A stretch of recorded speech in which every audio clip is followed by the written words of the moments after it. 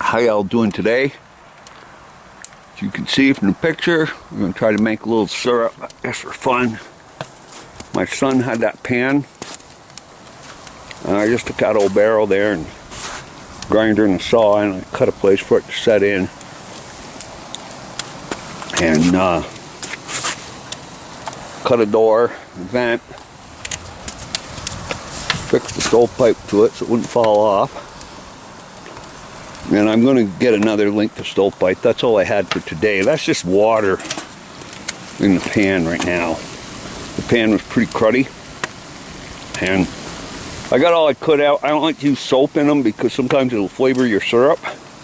You can buy a special soap, but I got a pretty good boil going there. I've let the fire die down a little bit. I just picked it up again. Of course, starting the barrel, setting on frozen ground, she's out of level again. So there's way more sap back here than there is up here. I don't know if I'm going to get some blocks to set it up on or what I'm going to do, but I got to get it so it rides level better than that, because that'll be a pain. And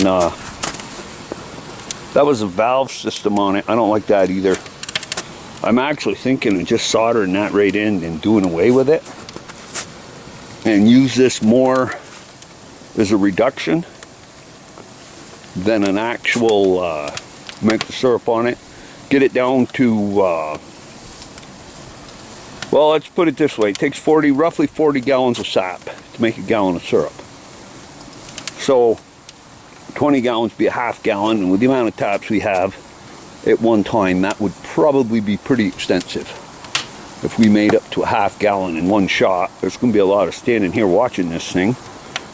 And if I had 20 gallons, and when I got down to, say, a gallon and a half left, at that point, I just let the fire go out, take the pan off, pour it in another pan, and finish it on either my gas stove over there or one of my Coleman stoves. I wouldn't try to finish it all the way down out here. This is not a real... you could do it, but it'd be tough. I'm not going to do it. It's just going to be easier to finish it in the pan. So yeah, that syrup, shut the gas off and walk away when I get real close. You know, just remember, 40 gallons, 40 gallons of sap roughly makes a gallon of syrup. So if you had 40 gallons of sap and you got that down to 2 gallons, you don't have a lot of boiling left. At that point, you could pull it out of there. And I got, actually in that pan right now, I've got just those. So that's what 2 gallons looks like. So you could go less than that, but I wouldn't go right to syrup.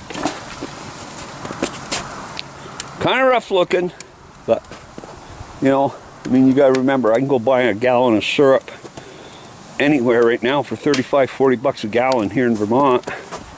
How much time and money am I going to spend to sit here with 10 taps? It's going to produce 2.5 gallons all year. You know, it's just it's something I want to play with, but it's not it's certainly not cost efficient or any of that. It's just a fun little thing to do. If I get sick of it, I wouldn't do it. But right now I do have to get this leveled up better, that it burning the fires in the barrel to get the paint off it and stuff. Kind of made the ground settle around it. Oh well, we'll move on from there. Thanks for watching. Hey all, how you doing? This will be the second part of the first video of building this little sugar rig. Life's an education. And I didn't think this through completely when I put it together. My pan is not ruined, but I was here watching it pretty close, and all of a sudden I was losing something was going on. And I kept trying to, of course you got a fire going, I kept trying to adjust the pan. Then I realized what had happened. Heat expands. You can even see that doorway. Expanded that pretty good because the barrel's hotter than the door. And it expanded enough so my pan was literally, had the valve not been here, I'm afraid it would have tipped down inside. But that valve was there and saved it. So I'm going to have to, I've already gone and got this old bed rail I've saved for years.